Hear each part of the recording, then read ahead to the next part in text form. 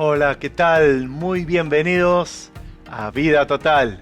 Este es Marcos Osurco, su conductor, y aquí estamos en un nuevo programa para tratar un tema desde lo que es ACIERA, la Alianza Cristiana Evangélica de Argentina, muy importante que nos afecta en todos los niveles y no solamente en el ámbito local, personal, nacional, sino que cómo estamos vinculados, relacionados en este mundo tan globalizado con temas como el que vamos a tratar hoy. Bienvenida, Gretel. Gracias por acompañarnos, Gretel. Gracias, ¿Cómo Marco. estás? Muchas gracias por la invitación, la cordial invitación.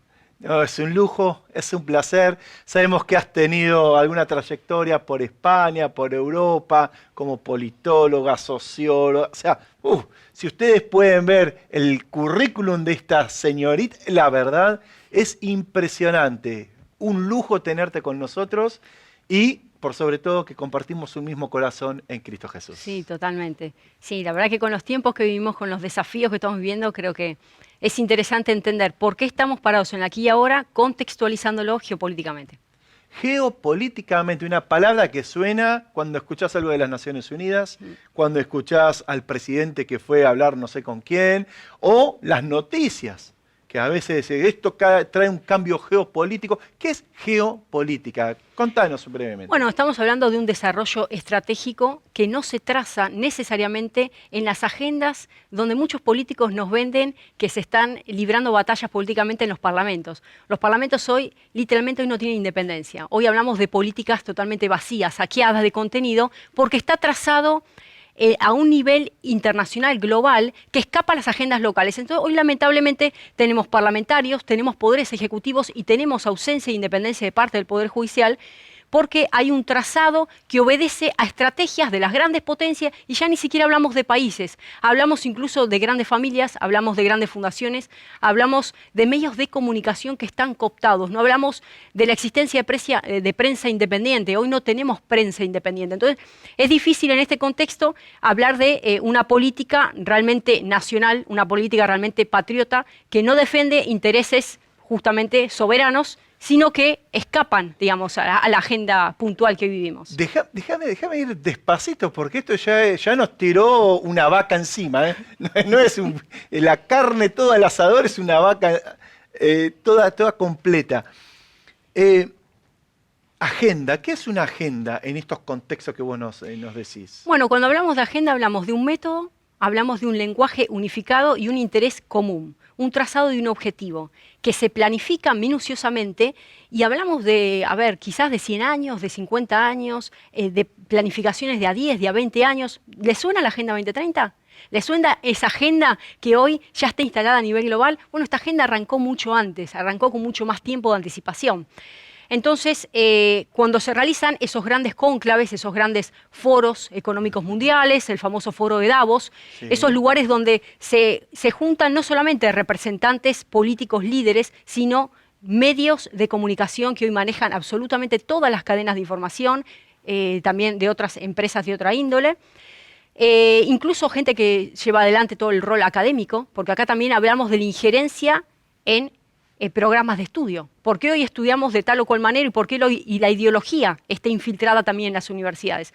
Bien. Eso también está diseñado en esos grandes foros, en esos grandes acuerdos, donde se digitan políticas de aquí a años y de a poco. Para que vos logres un financiamiento como país para sacarte encima la deuda, tenés que aplicar esas políticas que primeramente se tejieron en esos grandes foros. ¿Me explico? Entiendo. Está totalmente ligado el endeudamiento económico de los países y cómo librarse de las cargas económicas a partir de la implementación de esas agendas. Entiendo. Sabemos que desde ACIERA, de la Alianza Cristiana Evangélica, no hacemos política. Pero sí nos interesa estos temas con una palabra muy antigua que se llama revelar, que es sacar el velo. El velo de lo que algo se tapaba y ahora se pueda mostrar. Revelar es en la presentación de una marca nueva, automotriz, le sacan esa tela de encima y se muestra y y se ve y se aprecia lo que hay ahí adentro. Esta revelación que vos nos hacés y que desde Asiera, desde lo que es la mesa de niñez, en particular familia y adolescencia, trayéndola más al plano nuestro, doméstico, e incluso en la casa. ¿Cómo afecta? Bueno, acá hay una afección directa donde nosotros no encontramos, esto es lo importante para decirle a la audiencia, nosotros no tenemos que encontrar un refugio en la clase política. Nosotros no vamos a encontrar un refugio en el aquí y ahora, ¿no? En lo que nos enseñan ni siquiera los contenidos educativos. El refugio es en la palabra de Dios y en el hogar. Porque si no llegamos a lanzar directamente a nuestros hijos como ovejas al matadero, porque el sistema educativo está cooptado, el sistema educativo es totalmente atravesado en esta agenda, que es una agenda literalmente tendiente a la destrucción de la familia. Y cuando hablo de una agenda de destrucción de la familia, vuelvo a decir, no es que los políticos son títeres y son víctimas, es un plan sistematizado, organizado, con tiempos de anticipación, y vamos a viajar un poco a la presidencia de Richard Nixon. Vamos a viajar entre el 69 y el 74, cuando comienza a desestabilizarse el orden interno de los Estados Unidos y dicen, ¿qué está sucediendo? Tenemos que valernos de recursos naturales de otros destinos del mundo. Entonces comienzas a colocar su vista en los países en vías de desarrollo, que empiezan a partir del crecimiento poblacional de esos países y del gran potencial natural de recursos, a desestabilizar un futuro próspero para los Estados Unidos. Entonces se le endilga una tarea, se le encomienda una tarea al secretario de Estado, en ese momento Henry Kissinger, a elaborar un memorándum, que es el memorándum 200. Y estos, recuerden este memorándum, búsquenlo por internet. Está en internet. Está el memorándum. Memorándum 200, Memo 200. Este memorándum, que fue desclasificado recién en el año 89, establece un plan minucioso para lograr el control poblacional y la destrucción de la familia. Dentro de los ítems, va a decir Kissinger, una de las frases claves, el aborto es fundamental, textual. Ningún país ha reducido su población sin recurrir al aborto.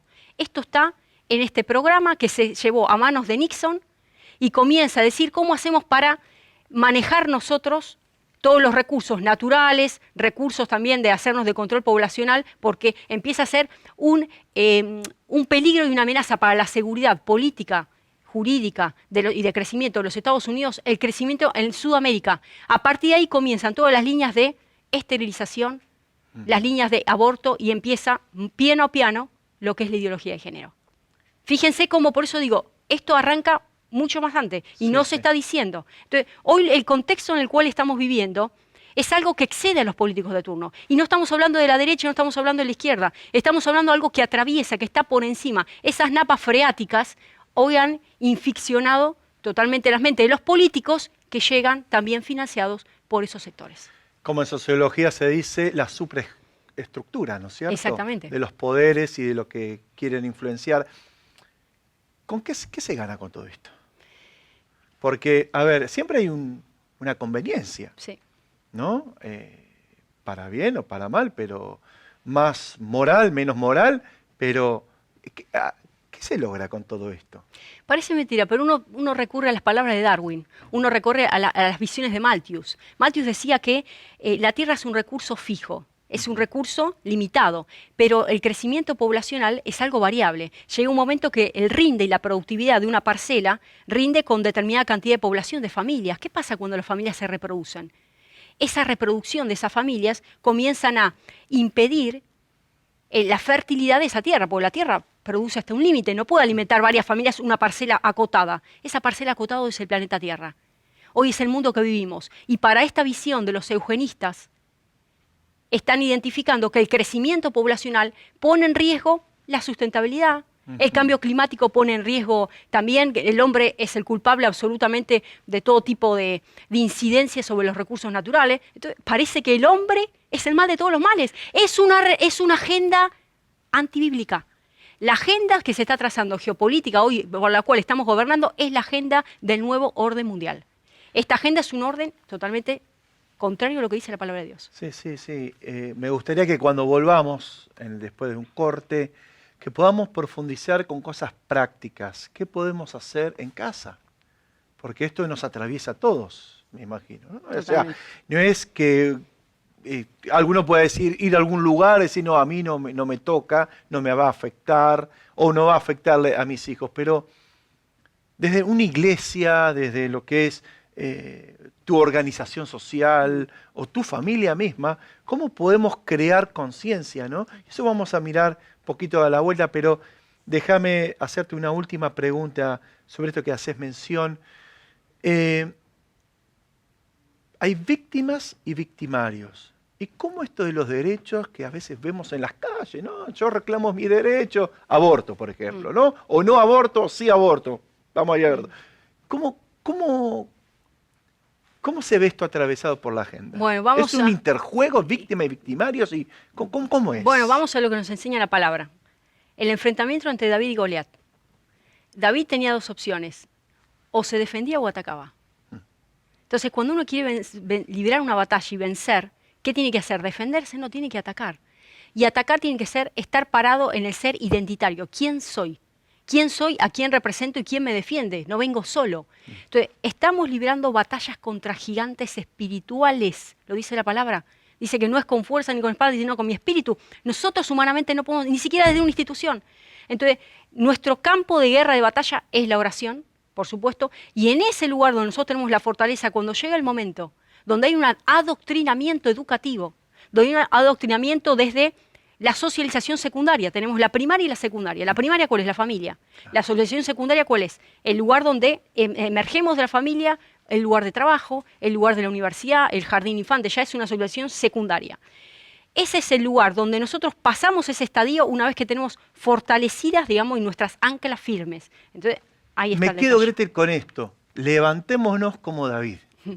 Levantémonos como David a estos gigantes que nos rodean. Sí. Y no lo podemos evitar. Pero una cosa es huir o enfrentar con autoridad. ¿Por qué? Porque esto es vida total.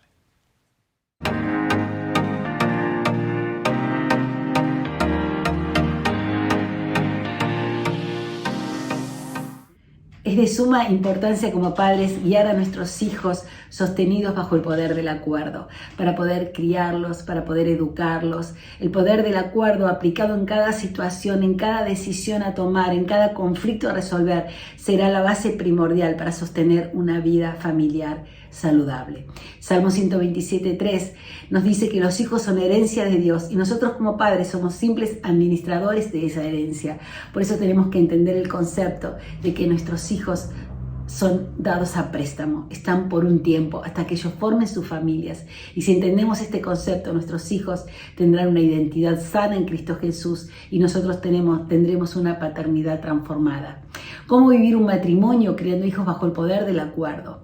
Número 1, podríamos decir construir un hogar basado en la fe de los padres, basado en el gobierno del Espíritu Santo sobre la familia, aún papá y mamá con defectos y virtudes, pero criando a sus hijos en el poder del acuerdo, sabiendo que el gobierno del Espíritu Santo está en la casa. Punto 2, conocer el corazón de nuestros hijos. La comunicación es tan importante para poder sondear el fondo de sus corazones, poder conocer las necesidades de nuestros hijos. Número 3, enseñar a nuestros hijos a amar a la iglesia como Dios la ama. Si tenemos el orden de Dios perfecto en nuestra cabeza y lo hacemos y lo vivimos, que es Dios, la familia, la iglesia y el ministerio, y no lo alteramos, nuestros hijos van a amar la iglesia como Dios la ama, no va a ser su rival y vamos a estar preparando futuros ministros de Dios. Y por último, orar por nuestros hijos, orar sin cesar. No subestimes que están bien, que están casados o que están grandes. Ora, porque el diablo nos quiere arrebatar lo más preciado que tenemos. Ora por tus hijos, ponete de acuerdo con tu esposo para orar por ellos. Nunca dejes de orar por tus hijos. El poder del acuerdo entre padres es la clave fundamental para activar una vida familiar con propósito. Dios te bendiga.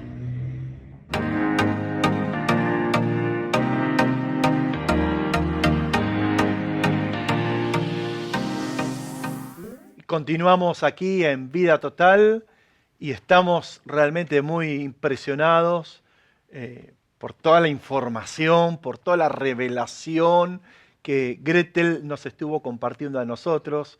Y quedamos con algo muy, muy en particular, Gretel, que me gustó, esta imagen que trajiste acá a la conversación. Estamos como ese David y Goliat en el que podemos huir, escapar, escondernos o enfrentar en el nombre del Señor. Contanos un poquito eso, ¿cómo podemos ser más David que Goliat? Bueno, creo que lo más importante primero es establecer o determinar cuáles son nuestras debilidades. Porque si nosotros no nos conocemos a nosotros mismos, lejos estamos de poder librar una batalla contra un coloso que nos supera. Entonces, Debilidades, menciónate algunas debilidades que pueden ser hablo a nivel institucional, Sí, sí. una iglesia, una organización, pero también quizás en casa, ¿no? Sí, totalmente. Creo que la debilidad, esto está en la palabra de Dios, la más difícil para el ser humano es el dominio propio. Es la más difícil. Fíjense que la palabra habla de ejemplos. Dice que para poder navegar, lo que maneja todo un navío es un timón. Para un caballo se le colocan los frenos. Bueno, el ser humano habla de la lengua, ¿no? Es ese mundo de maldad que con la lengua atamos, destruimos, hacemos de todo con la lengua. Porque Dios creó todo con la palabra. Claro. Entonces la palabra, cuando suelta, crea. Entonces Dios nos dio, como fuimos creados a su imagen y semejanza, nos dio la autoridad en la palabra para atar este tipo de gigantes que se están levantando. Claro. Entonces, el dominio propio. Cuando uno se ve a sí mismo, cuando los mandan a inspeccionar la tierra, Josué y Caleb vienen con uniforme, Sí. el resto viene con uniforme. Entonces, o somos Josué y Caleb y dice, no veo los gigantes, sino que ya me veo con la tierra conquistada. ¿Por qué Dios les dio esos desafíos? Porque Él sabía, Dios, que lo iban a poder afrontar. Entonces, Dios nunca nos va a dar una prueba mayor a la que nosotros podamos superar. Entonces, primero, identificar cuáles son nuestras debilidades. ¿Tengo realmente dominio propio? ¿O el aleccionamiento y el adoctrinamiento institucional me pueden más que yo? ¿Soy una persona de medias tintas? ¿O dice la palabra, o sos tibio, o sos caliente? Dice, al tibio lo vomita, o sos frío, o sos caliente, ¿no? Al tibio lo vomita. Claro, genera como que a veces la persona quiere quedar bien con un lado y con el otro. Claro. ¿Cómo manejar eso? Bueno, Esas medias tintas. Esas medias tintas, a ver. Ahí es donde nosotros tenemos que ser fuertes. Bien. Ahí es donde nosotros tenemos que tener nuestra fortaleza, porque el Señor ve absolutamente todo. Entonces, cuando nosotros ganamos esa batalla en lo secreto y cuando llega el momento de decir, hasta acá, bueno, esto no lo comparto, esta tesitura no la comparto. Bueno, mira, hay que bajar estos contenidos, hay que bajar ideología de género al aula. Mira, bájalo vos, pero yo no voy a adoctrinar porque esto es un lugar de enseñanza, no es un lugar de adoctrinamiento. Ideología de género acá no entra. Meté la voz en tu casa y yo dejo, porque el hogar, digamos el aula para un docente es una familia. Uno cuando enseña, yo también enseño a niños, otras disciplinas, pero a un niño está en los primeros pasos donde absolutamente absorbe todos los contenidos. Entonces, si uno no da el ejemplo desde esa edad y no pone el límite siendo la autoridad, porque en ese momento, ¿quién es el director de escuela, el maestro? Es el atalaya. Y dice la palabra que la persona que tiene más responsabilidad va a ser más demandada que cualquier persona. Ahora, ¿estamos de acuerdo que hay que enseñar sobre sexualidad a los niños? ¿O no estamos de acuerdo? Yo creo que hay que respetar las edades de desarrollo. Bien. Yo creo que ese tema es, a ver, primero que es un tema de un fuero íntimo que compete a la familia. No tiene por qué una institución, es algo que compete a la familia. Segundo, que el desarrollo de la sexualidad lleva un tiempo, o sea, ya enseñarle la palabra sexualidad a una persona de corta edad, cuando uno le enseña está generando una promoción y un ideario mental que absolutamente, como es una criatura, genera curiosidad y estamos despertando una arista que es innecesaria. Nosotros somos los responsables de cortarle la niñez. Somos responsables de cortarle la niñez. Por eso vuelvo a decir, el rol de la atalaya. Entonces, seamos cuidadosos si realmente queremos librar genuinamente esas batallas y ponernos en firme, decir, acá llega mi límite. Ahí es donde está el gigante. El gigante está cuando te bajan del Ministerio de Educación de la Nación o de cualquier ministerio un contenido para enseñar en el aula. Bien, bien. Tener la inteligencia y la sabiduría, me parece también, ¿no? En cómo enfrentar esto con lo que Dios nos indica como nuestro creador, como personas que nos ama, que nos creó con un diseño, con un propósito. Totalmente. Fortalecernos en eso, ser esos Davids de la vida, fuertes en eso. ¿Qué otras cosas tendríamos que considerar? Y otra cosa que es interesante de los gigantes, hay gigantes diarios y hay gigantes que permanecen en el tiempo. Claro. Entonces pasan los años y vos y sigo librando la misma batalla. Y son anuales. Y parece que vos seguís con la misma batalla todos los años. Y esta arista no hay manera que no la puedo pasar. No la paso. Sigo repitiendo. Pero hoy tenemos que entender que como Dios es tan amoroso, y dice la palabra que a sus hijos escogidos, Él nos va a probar más todavía que cualquier persona normal. ¿Por qué? Porque quiere sacar lo mejor de nosotros. Para poder sacar lo mejor, el mejor aceite, la mejor prensada, como fue prensado Jesucristo, la mejor prensada nuestra, tenemos que pasar por los gigantes. Hasta que no derribemos ese gigante, se va a ir repitiendo año tras año. Entonces llega un momento donde parece que siempre volvemos a marzo, repetimos, ¿no? Un dato de color, Gretel. ¿Tenés alguna experiencia, algún momento que hayas realmente desde tu lugar? Vos sos una mujer con una trayectoria nacional, internacional, estuviste en diferentes ámbitos, incluso fuera del ámbito de una iglesia, eclesiástico, que tuviste que realmente que ponerte, pararte y decir, yo soy acá el David que enfrenta estos gigantes. He enfrentado cantidad de gigantes en mi vida, a diferentes edades. Sí. Uno de los gigantes más grandes que enfrenté fue a los 12 años de edad. Ajá. Niña. Niña. Contanos, porque acá tenemos muchas personas del otro lado que le interesaría, quizás hayan chicos, chicas de 12 años, a ver, vamos a escuchar la Gretel. Bueno, a ver, si bien nací en Capital Federal, me formé en provincia de Buenos Aires con un nivel educativo que realmente le agradezco a la provincia a todo nivel deportivo, desarrollo artístico, cultural, pero llegó un punto donde el desarrollo intelectual, habíamos decidido como familia ingresar a colegios dependientes de la UBA para una persona de 12 años que son el Colegio Nacional de Buenos Aires o la Escuela Superior de Comercio Carlos Pellegrini. Yo soy egresada del Carlos Pellegrini y salir de Villa de Lina, que era del partido de San Isidro, de una formación totalmente diferente a lo que me exigían con niveles altísimos, porque a ver, ya en el curso de ingreso era la Segunda Guerra Mundial, o sea, completa, te tenías que saber todos los... Encima era mucho más historia universal que en otros colegios. Digo, por no hablar de geografía ni hablar, o sea, literatura, un nivel de exigencia tremendo. Bueno, ¿cómo fue mi historia? Yo inicialmente no entré al colegio. Ajá. Inicialmente no me dio porque no estaba preparada, fue un choque de desarrollo cultural altísimo que no lo tenía, y de hecho veía la velocidad mental con la que reaccionaban mis compañeros, eran flechas, en el recreo y salían volando. Ahora, ¿cómo te sentiste en ese tiempo? Porque, a ver, porque quizás hayan padres y familiares que digan, bueno, a mi hijo le quiero llevar a un lugar mejor de donde está ahora, porque tengo las posibilidades, me gustaría, nos ajustamos y lo hacemos. ¿Cómo lo viviste eso? ¿Cómo lo viví? Y yo estaba hasta las 3 de la mañana en la iglesia buscando la presencia de Dios. Fue el mejor mover. La década de los 90, estoy hablando de una iglesia ubicada en el barrio de Belgrano, que todos la conocen, el mover de la presencia de Dios de niños arrancó con nosotros. En los 90, donde yo no estaba en pie.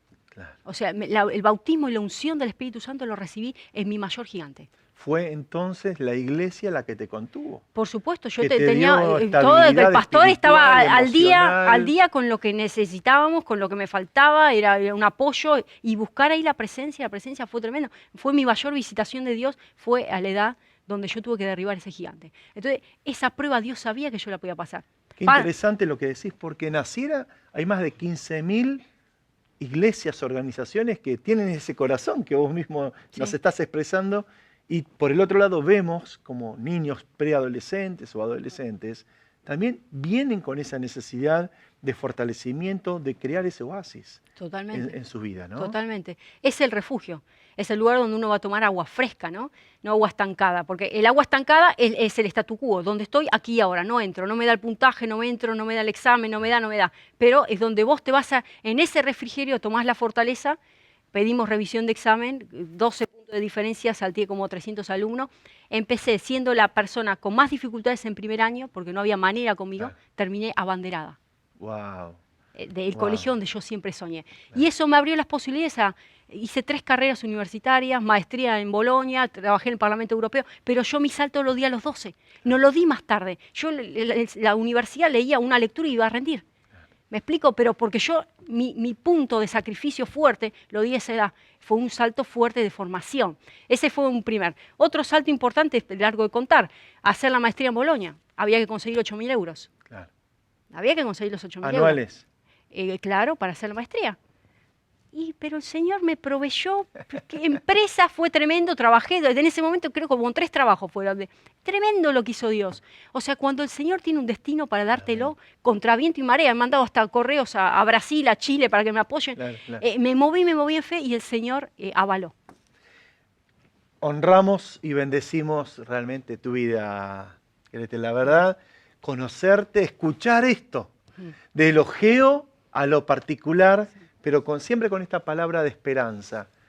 Que hay esperanza, que hay esperanza, que más allá de las tormentas o choques o cosas que estemos no tanto en acuerdo, porque tenemos que estar conscientes de eso, ¿no es cierto, Gretel? Sí, totalmente. Lo que hay que estar de acuerdo, en desacuerdo, y también, bueno, consensuar algunas cuestiones.